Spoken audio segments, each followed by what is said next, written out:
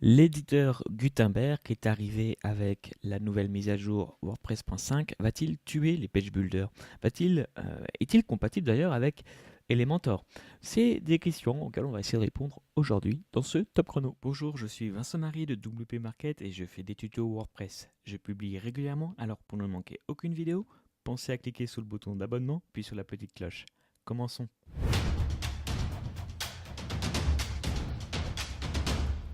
Alors je vais tout simplement créer ici une nouvelle page pour tester un petit peu Gutenberg.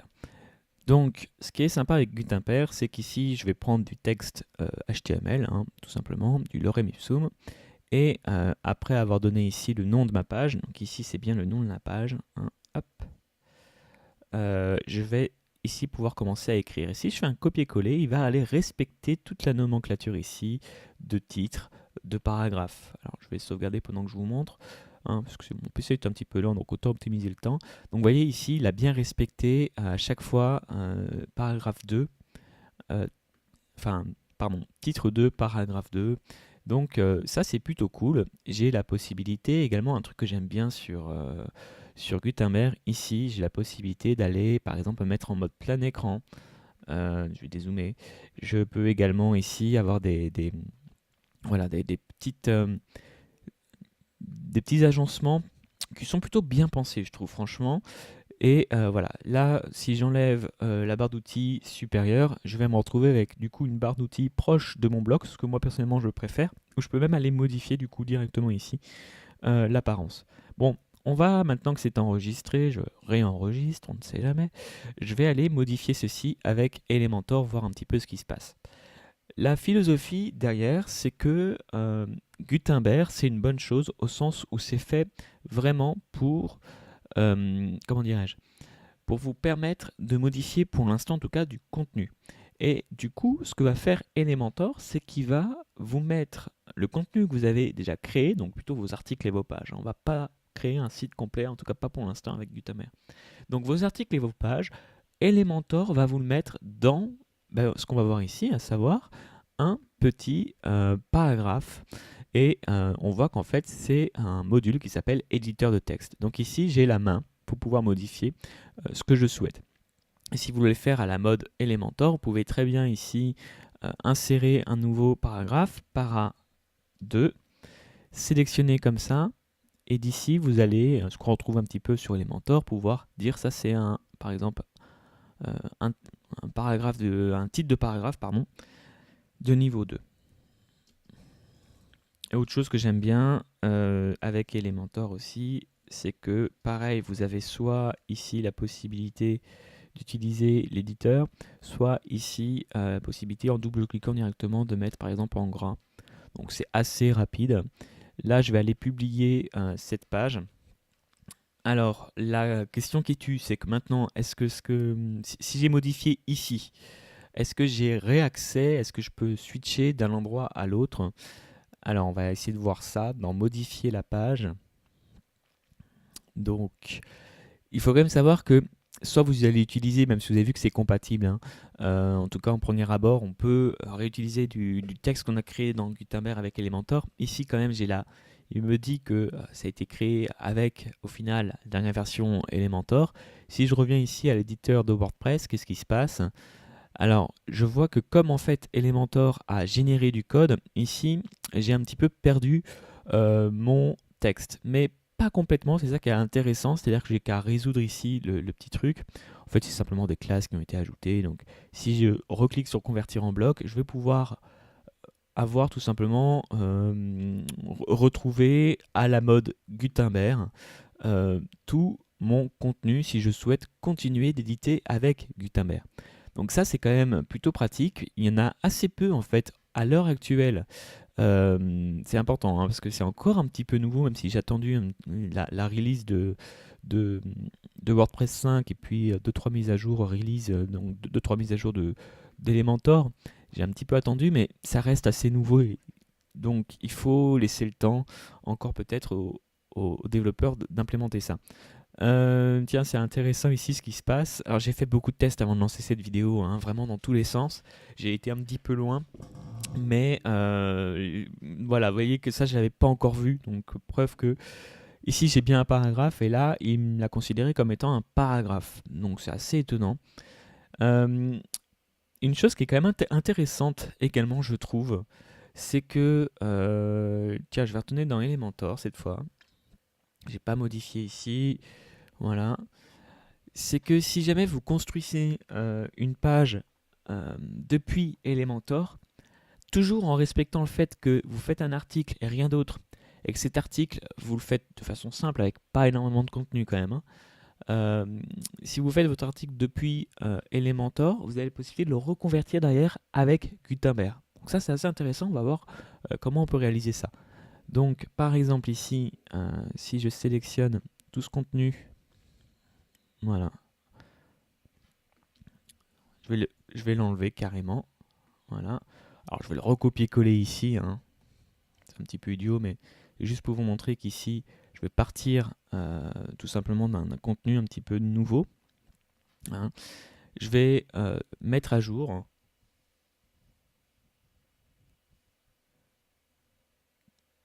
Voilà.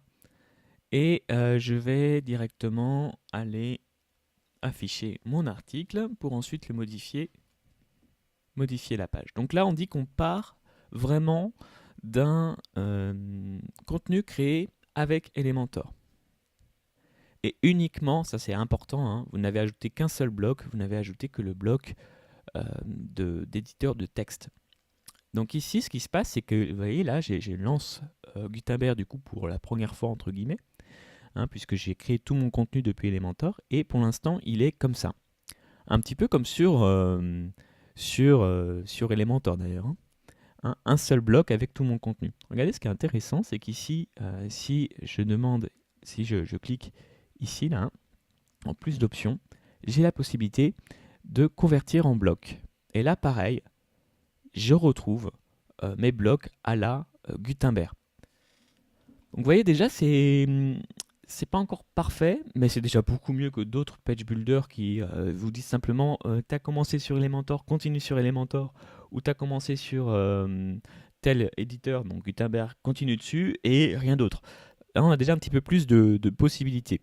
Par contre, il faut bien avouer que si vous voulez commencer à faire des mises en page complexes, ça va être un petit peu plus compliqué. Là, ça fonctionne pour des choses simples.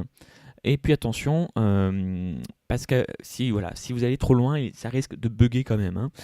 Une chose aussi que je voulais vous montrer qui est intéressante, c'est ici Elementor Blocks. Donc si vous tapez Elementor Blocks dans la recherche des extensions, vous allez avoir ici par Elementor bien ce plugin là qui nous intéresse, un petit plugin qui va vous permettre d'ajouter quelque chose dans Gutenberg. Alors, à ce propos, c'était censé être mis à jour avec le nouveau WordPress, avec la nouvelle version d'Elementor, c'est pas encore le cas. Donc ça se trouve, vous aurez bientôt plus besoin de cette extension, mais moi pour l'instant, il se trouve que ça marchait pas, donc j'ai dû la télécharger et l'activer. Qu'est-ce que vous permet de faire cette extension? Elle vous permet alors plutôt ici dans Gutenberg, d'ajouter un bloc de type, donc on va le voir ici, si je demande à ajouter un nouveau bloc, un bloc Elementor Library. Donc notre bibliothèque d'Elementor, on va tout simplement pouvoir aller sélectionner, donc moi je vais mettre par exemple newsletter, voilà, aller sélectionner un bloc, et ce bloc ensuite, je vais pouvoir directement, donc à la façon du coup de Gutenberg, je vais pouvoir le changer de place. Alors là, j'attends qu'il charge. Donc ça, c'est plutôt très pratique parce que ça va vous permettre en réalité de là aussi combiner un petit peu les deux façons de faire. N'allez pas trop loin dans un côté ou de l'autre. Une chose importante, tant qu'il charge là, c'est que on est d'accord que vous pouvez modifier ici toute la partie éditeur de texte. Par contre, tout ce que vous allez mettre en dessous, donc si ici j'ajoute une nouvelle ligne, ça ne sera pas pris en compte dans Gutenberg, parce que Gutenberg, ce n'est que un seul bloc, et c'est ce bloc-ci. C'est le bloc de notre contenu éditeur de texte, hein. Donc ça, c'est important de le préciser. Je ne sais pas si c'est très clair, mais voilà. Ici, du coup, je me rends compte que, alors, un petit bug, hein, c'est à cause de ce widget-ci. Je vais peut-être changer de bloc, moi. Je vais retirer ce bloc et je vais recommencer avec un bloc plus sympa, plus petit. Donc Elementor Librairie, et je vais ajouter un bloc plus simple. Mais vous avez vu, en tout cas, ça fonctionne. Qu'est-ce que je pourrais ajouter? Icône plus produit. On va voir ce que ça donne là. Donc ça, c'est plutôt sympa, hein. Vous pouvez ajouter des blocs Elementor. Donc typiquement, vous pouvez ajouter un bloc de newsletter dans votre article créé avec Gutenberg. C'est tout à fait possible.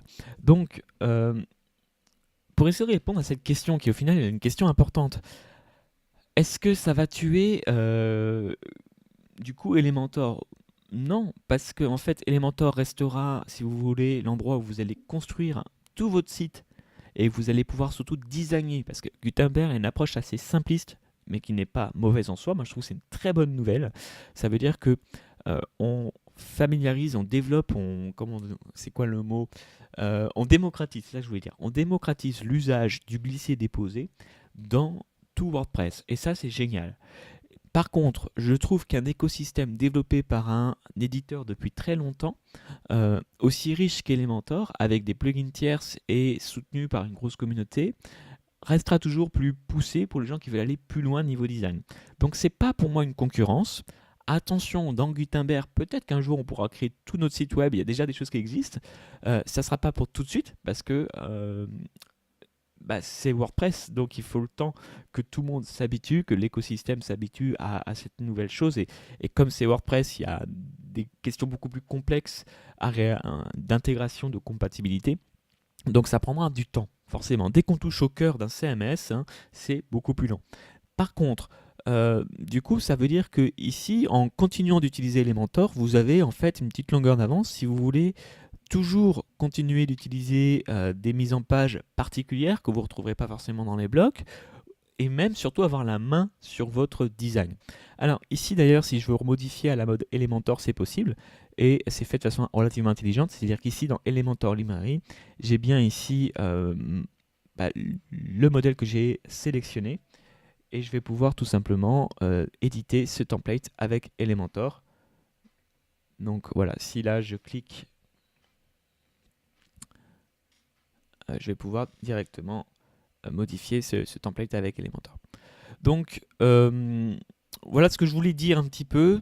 C'est Gutenberg, c'est sympa si vous voulez vraiment, et c'est pour l'instant conçu comme tel, construire votre site avec juste le contenu, hein. Donc Gutenberg, c'est sympa si vous voulez utiliser du coup les blocs pour construire des articles ou des pages. Tout ce qui sera autour, moi je vous recommande encore d'utiliser pour l'instant Elementor, parce que vous avez tout simplement plus de contenu et plus de possibilités au niveau du design. Hein, ça reste pour le moment, en tout cas à l'heure actuelle, un must. Et ensuite, oui, il faudra vérifier comment Gutenberg se positionne. Est-ce que ça devient vraiment non plus qu'un page builder, mais un theme builder? Et si oui, comment c'est matérialisé? Est-ce que c'est simple d'édition ou pas? Voilà, une fois que peut-être ça sera adopté, pourquoi pas, vous pourrez switcher.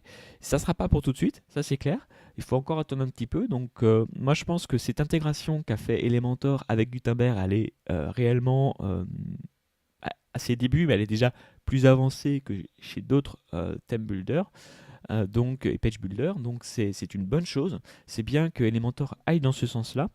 Et pour l'instant, moi, c'est clair que je vais peut-être déjà plus utiliser Gutenberg dans mes articles, parce que j'estime que je n'ai qu'à écrire l'article et tout le reste est géré par Elementor. Et j'estime qu'il y a eu un avant-après. Là, il n'y a pas de souci sur ça. Le mode plein écran qui est beaucoup plus agréable. Les blocs qui sont avec d'autres options, d'autres blocs qui sont plutôt sympas. La possibilité, vous avez vu, du coup, d'ajouter des blocs de type librairie dans Gutenberg. Voilà, tout ça c'est quand même assez pertinent, assez efficace, et donc je pense que c'est une très bonne chose.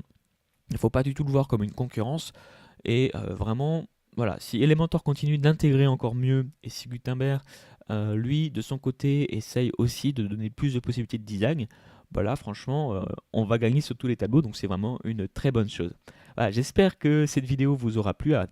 peut-être un petit peu plus long que 10 minutes, je suis désolé, mais il y avait pas mal de choses à dire, hein. C'était pas qu'une démonstration, c'était aussi un petit peu mon avis que je voulais donner sur ces nouvelles avancées de WordPress et comment on peut les utiliser nous. Voilà, j'espère que cette vidéo vous aura plu. Moi, je vous donne rendez-vous très bientôt pour une prochaine vidéo et n'hésitez pas du coup à liker ou à commenter dans l'article. L'article, du coup, vous le trouverez en description si vous êtes sur YouTube, description de la vidéo. À très bientôt et n'oubliez pas que vous pouvez créer votre propre site WordPress sans agence. À bientôt.